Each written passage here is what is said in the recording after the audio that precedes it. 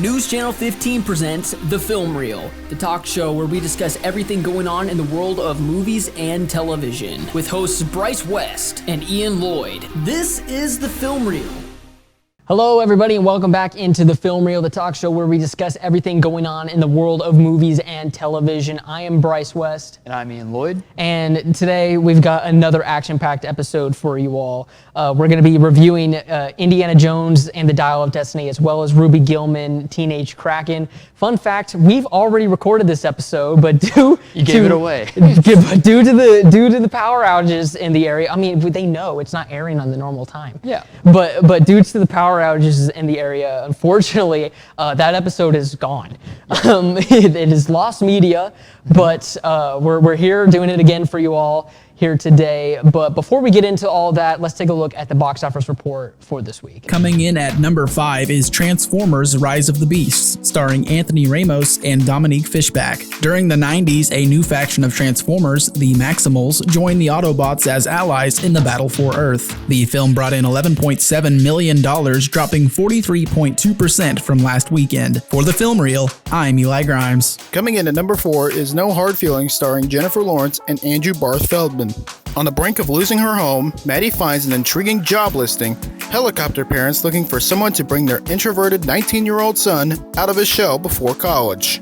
She has one summer to make him a man or die trying. The film opened with $15 million. For The Film Reel, I'm Ian Klingler.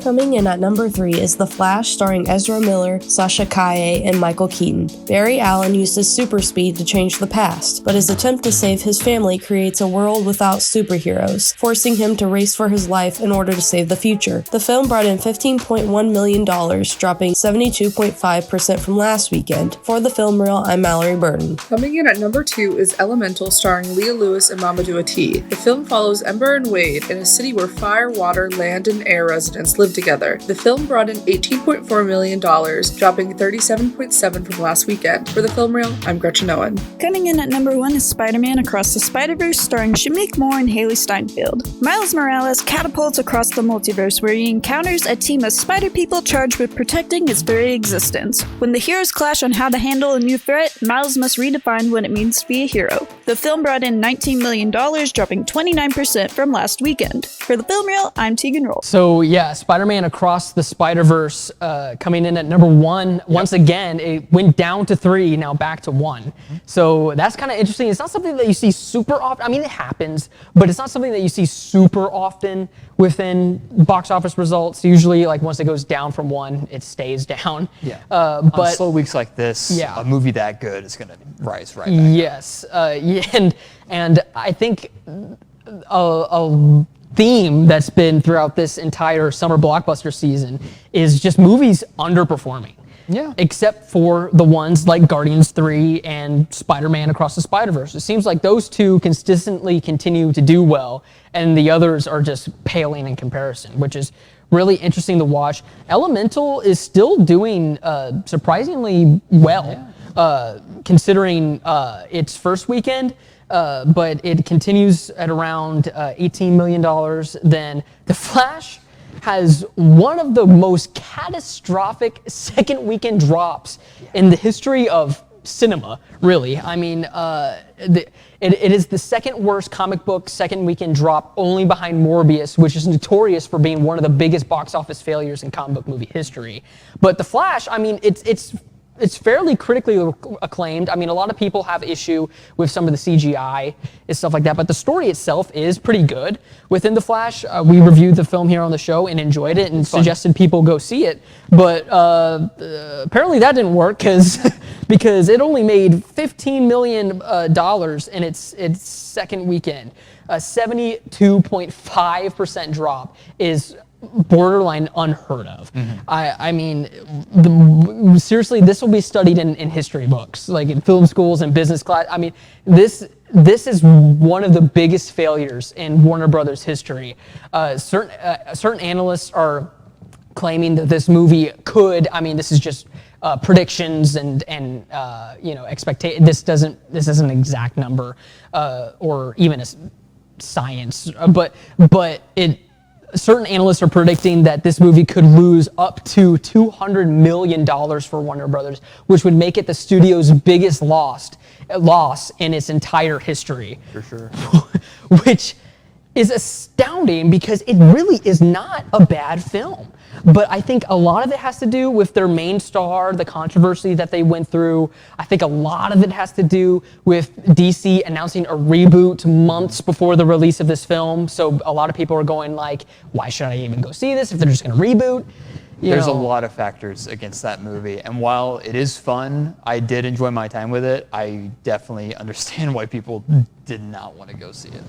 Yeah, even like I was talking to somebody just a random person at my day job the other day, and we just happened to start talking about comic book movies, and he said like, I didn't go see The Flash because of Ezra Miller and the controversies that they have gone through. And like, I was just like, yeah, I get it. Yeah. I totally get not wanting to support that film because of the multitude of crimes that Ezra Miller has committed and the seeming unwillingness of the studio to really acknowledge it at all.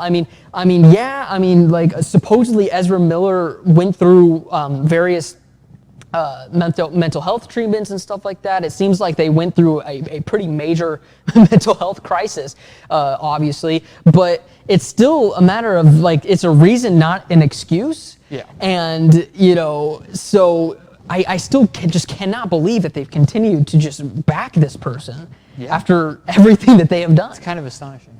But yeah, and then so moving on from The Flash, No Hard Feelings opens at number 4. A fairly low budget, is a comedy movie, around $15 million. Only barely got beat by Flash, which is in its second weekend. It's a huge budget comic book movie. Only barely got beat by that. Unfortunately, we didn't, with our schedule, we don't have time to fully cover the movie on the show, but I did see it, and I thought it was a lot of fun. I thought it was very funny. I'm not usually a comedy type of person. I don't usually find comedies to be very funny, but this one I did. I thought the premise was absolutely absurd in the best way possible. Yeah. It's completely ridiculous. I mean, it's about these helicopter parents are worried about their kid, and so they make a Craigslist ad to hire somebody to I'll call it be his girlfriend or to date this kid to keep it PG. It's a really funny and odd concept. I actually recently learned that this is somewhat based on a true story. The director of the film stumbled upon this Craigslist ad that was very similar to the one featured in the film. Now, everything that happens after that is kind of fictionalized. He doesn't really know what happened to that Craigslist ad, if anybody ever accepted it. But he just thought the idea of these parents making this Craigslist ad for their kid was so funny that he made an entire film out of it, which is really funny. Kind of rules. Yeah, really funny to me. But yeah, and then coming in at number 5 is Transformers: Rise of the Beast. It's not a huge, massive box office success, but it's still staying in the top 5. Yeah. It's definitely not doing great, but it's not doing as horrible compared to something like The Flash. So there we go. That's our top 5. And with that being said, we're going to move on to the box office showdown. We're going to go ahead and go over our predictions for this upcoming week. Yep. So coming in at number 1, I think Indiana Jones and the Dial of Destiny is clearly going to be number 1. It's the new Indiana Jones movie. It's Harrison Ford. Indiana Jones is a huge franchise. I think it's pretty clear. That'll be number 1. Coming in at number 2 is Ruby Gilman, Teenage Kraken. It's a new kids movie. It's animated kind of like Elemental. Elemental did, it's still doing okay in the top 5 at least. Yeah. It's not doing so great compared to other Pixar films, but in this top 5, it's still holding on pretty strong. Coming in at number 3 is Spider-Man Across the Spider-Verse. I think it'll come back down to 3 again. I just think it's been out for a good amount of time to where some of these newer movies will be able to edge it out. Coming in at number 4, I have Elemental. it's still doing pretty good, pretty decent. So I think number 4 is a good place for that. And then number 5, I have No Hard Feelings. I think it will get bumped down one. I mean, I just think that the people who are going to see No Hard Feelings or who were interested in it, I've probably already seen it this past weekend. So I don't know how much rewatch value it has, or I mean, I guess possibly word of mouth could help it out a little bit, but because it has been received fairly well, but I think it'll come in at number 5. Yeah. Well, I think number 1 obviously is going to be Indiana Jones, Dial of Destiny. Everybody's clamoring for that new Indiana Jones. It's about to be 4th of July. People are excited for it. Spider-Man is going to stay number 2. This one still got some legs. Yeah.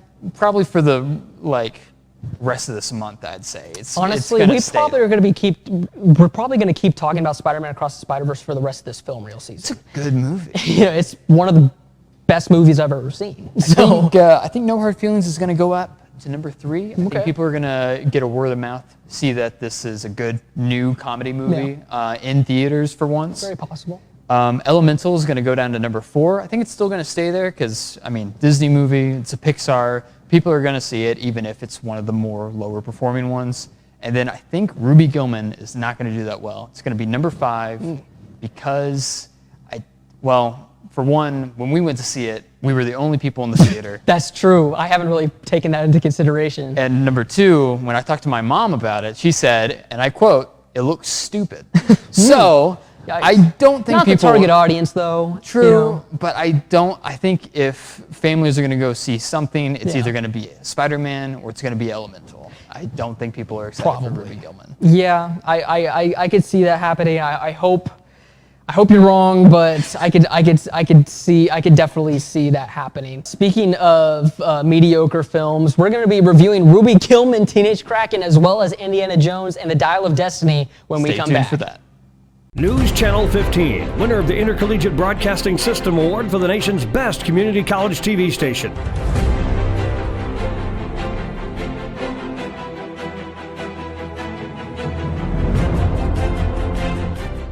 Hello everybody, welcome back into the film reel. Today we're going to be reviewing Ruby Gilman, Teenage Kraken, as well as Indiana Jones and the Dial of Destiny. We're going to go ahead and start with Ruby Gilman, and you know, it's kind of sad because, I mean, like, watching the trailers, like, it seemed fairly interesting, especially with, like, the character designs and stuff like that. And even, like, in the theater, starting the film and, like, the first, like, opening scene and, like, sequence and stuff like that, it seemed like that, like, this is going to be a pretty fun film with a pretty good vibe. Yeah. And then as the movie keeps going on, it just starts to kind of, like, lower in quality as it keeps going. Yeah. You know, it's just like, I don't know. It's just like the plot became super just like basic, and the villain was so unbelievably predictable. Yeah. And it's just like, I'm not saying that like every film like this needs to have a surprise twist villain, but the way that the film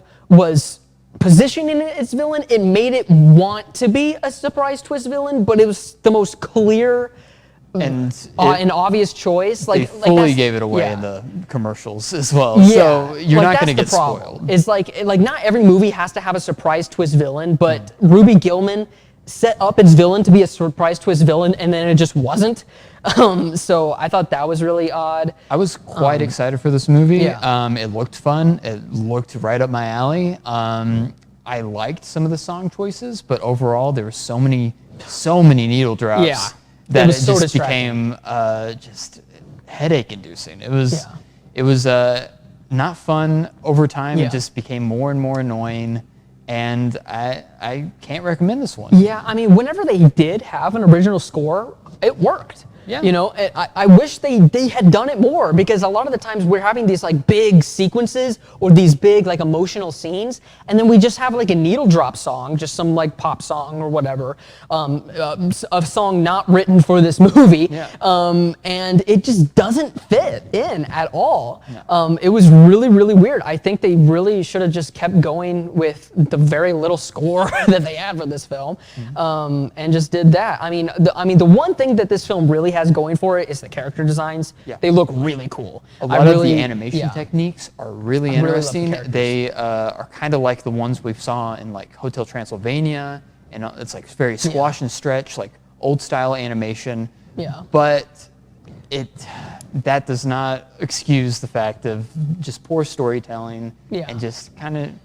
I mean, the film itself is about these like Krakens that are disguising themselves into human society. No way. but they look. I mean, they look alien. They look like fish people, but the humans don't recognize or see that they look different. Which is, I mean, they explain it very briefly in the film, and they give it a pretty. I mean, the explanation was fairly funny as to why the humans don't recognize that they look completely different. But it's also like it is a really lazy explanation as to why they don't, like the humans don't understand that these are clearly like sea people. That's something I don't mind, but I mean, it was a little funny, but it definitely was like, oh, we don't want to have an actual explanation for this, so we're just gonna throw in this as a joke, which is, I mean, like, in the theater, I thought the line that they used to explain it was kind of funny, but it is kind of just like lazy writing. Okay, we don't want to actually find a reason for this, for the humans to not understand that they're blue and clearly are not human. But overall, just a very lazy, boring, just not fun film. I mean, it's not horrible. It's not a bad film per se, but it's definitely not something I recommend you all go to the theater. I would go ahead and skip it. Yeah, I mean, if you can catch it on streaming, which is probably what a lot of people are going to be waiting for, then sure, check it out. But it definitely is not something to go to the theater for whenever there's two better animated films in Spider-Man and Elemental in the theater right now.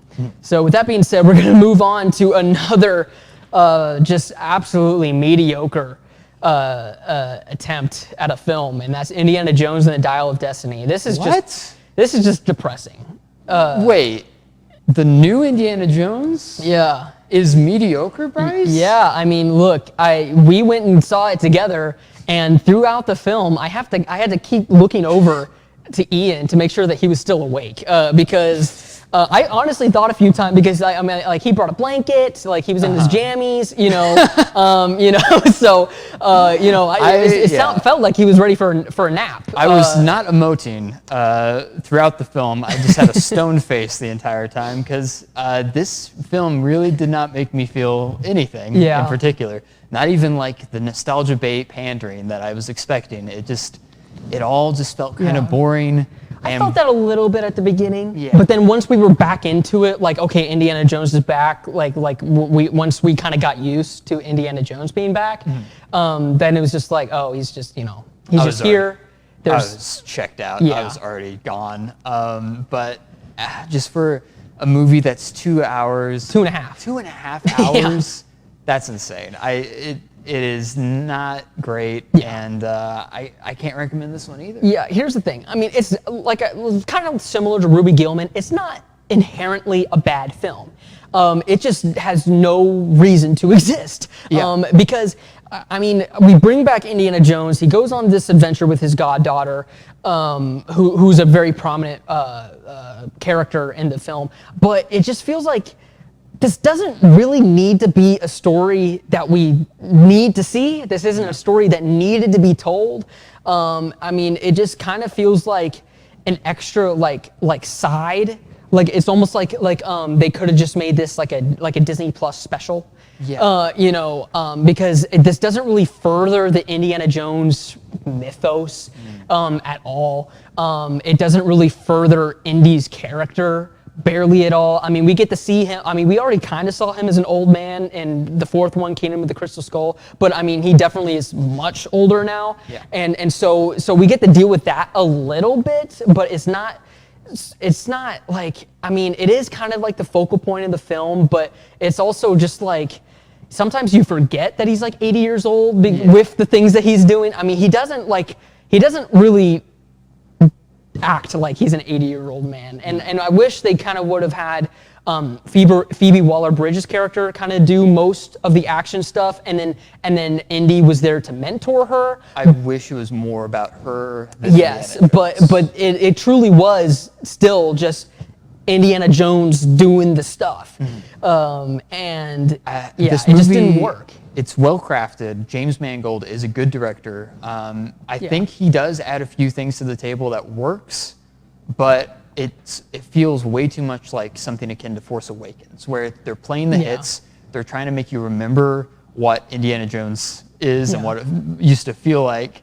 just to get like a rise out of the audience. Yeah, I mean, but even with Force Awakens, they brought new stuff to the table. They brought new characters. I mean, there was a new storyline being introduced that was completely botched into subsequent films. But you know, it's just this is the final film. I mean, they've gone out there and said this is the final Indiana Jones film, and it doesn't really leave me on a note that makes me go, yeah, this was the final and this is the end of the story. You know, it's just like the film ended and I was like, okay. It feels like people trying to sidestep across Kingdom of the Crystal Skull and be like, well, this is the actual final movie, even though personally I think Kingdom of the Crystal Skull is much better, and it takes a lot more swings and it gets kind of wild, but I think that one has more personality and more energy. I think Kingdom of the Crystal Skull, I don't think it's leaps and bounds better than this film, but I think it does various things better. It actually, develops Indiana Jones's character. It does some wacky things to make it feel different, make it feel warranted. I mean, don't get me wrong, with Dial of Destiny we get the time travel stuff, but it doesn't really ever do anything super interesting with it. Even the main villain, I mean, we see him in a flashback scene, and he looks, and then we see him again in 1969, which is where the majority of this film takes place, and then he looks the exact same age. Whereas Indy, you can clearly see like, oh, Indy was younger in here, which by the way, the deepfake for that was actually pretty good. Compared to a lot of the other like Star Wars and Marvel things that they've done with that. Now he still sounded like an 80-year-old man. They didn't do anything to his voice.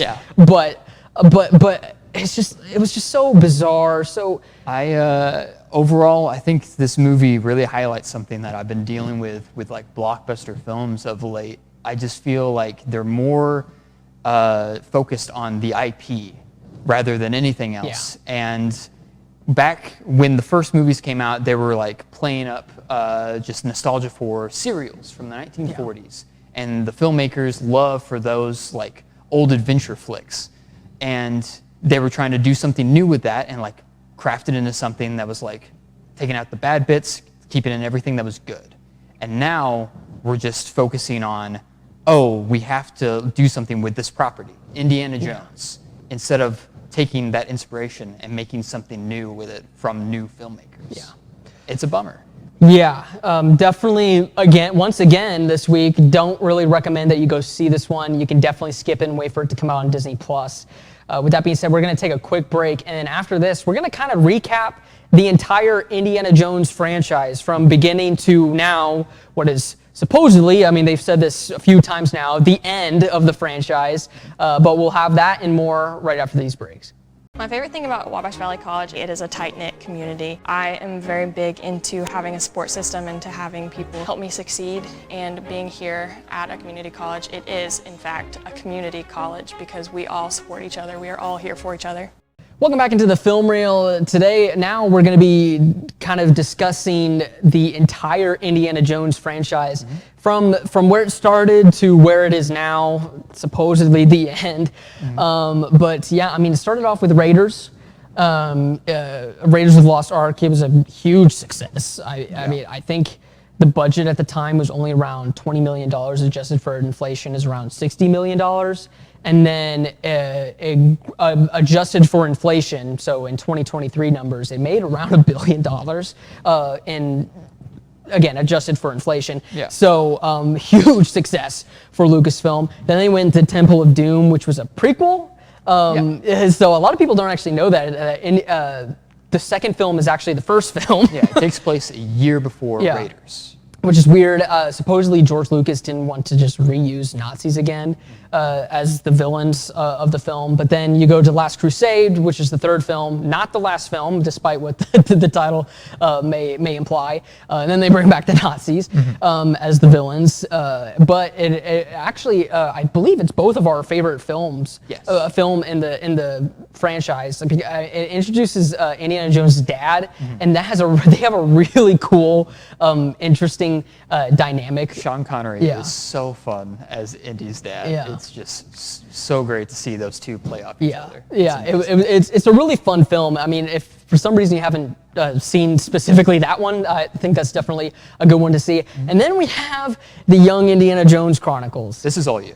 Yeah. I haven't seen it. This is all me because I'm a maniac. What can I say? And before Indiana Jones 5, the new film that we just reviewed today, came out, I watched the entirety of the Young Indiana Jones Chronicles TV series, which features, as you might expect, young Indiana Jones. No way. Yeah, I know. It starts off with Corey Carrier playing Indiana Jones from ages around like 8 to 10. And then Sean Patrick Flannery plays Indiana Jones from ages around 16 to like 21-ish. And it shows a lot of Indiana Jones's adventures with his family traveling around the world whenever he's a young kid. And then once he grows older, he gets involved in the First World War. Before the Americans actually get involved, he joins the Belgian army. Which is interesting because they don't check, I guess, age and stuff like that. So he joins the Belgian army to fight in World War I. And that's whenever the show is at its most interesting phase. And then afterwards, he becomes a spy for French and the French intelligence, and that is the least interesting, like the most boring. Indiana Jones is seriously the worst spy ever. Like Sounds like it. He is a horrible spy, and it was grueling to watch those episodes because there's an entire episode where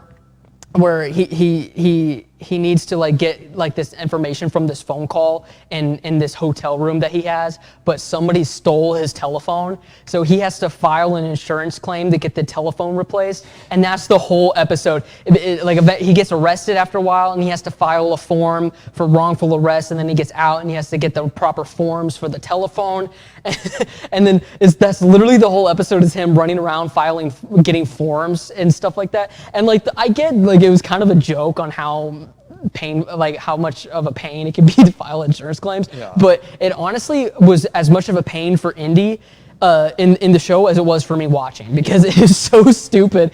Does this show line up well enough with the mythos of Indiana Jones? Yes, or does it feel separate? No, I mean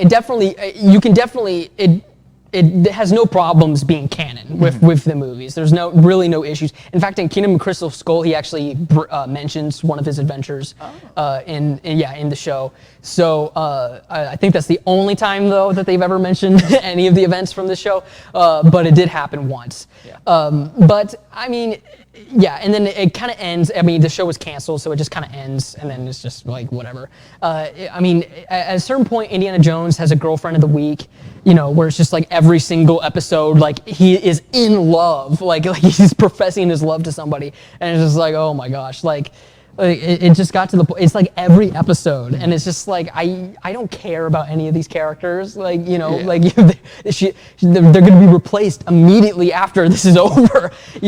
So I mean, overall, I mean, the show. I mean, it has some really good episodes. It has some really good moments, but then it has some really low lows. I think if I were to give the entire show a ranking, it would be probably a 6 out of 10 if I'm being generous, but probably a 5 out of 10. Probably not recommended. Each episode is feature length because they re-edited all the episodes together into films. They re-edited them into 22 films, but now on Disney Plus, the films are just a part of the. It's super. I don't understand it, so I'm not going to try to make you understand it. Does not get the recommendation from us. No, don't recommend. And then eventually in 2008 they made Kingdom of the Crystal Skull, which a lot of people don't like, but I mean, look, it's not great, but I think it's fun. It does some really weird stuff, It takes some big swings. There's a few things that people don't like about it that I think are fine. I just think the last hour kind of slogs. and it's just it gets kind of bland and uninteresting. But there is one thing going for it, and you guys might not know this, but it was directed by Steven Spielberg. So that just like the other three. Yeah, so that makes it pretty good overall, even with its like setbacks. Flaws, yeah. And then, I mean, you heard what we had to say about Dial of Destiny. Not a great reunion at all. Definitely not needed, and really a kind of sad ending to the Indiana Jones franchise. That being said, we're going to wrap things up here on the Film Reel. Thank you all so much for watching, and then we've got more new episodes coming out Fridays at 6. Be sure to stay tuned for that, and thank you all once again so much for watching.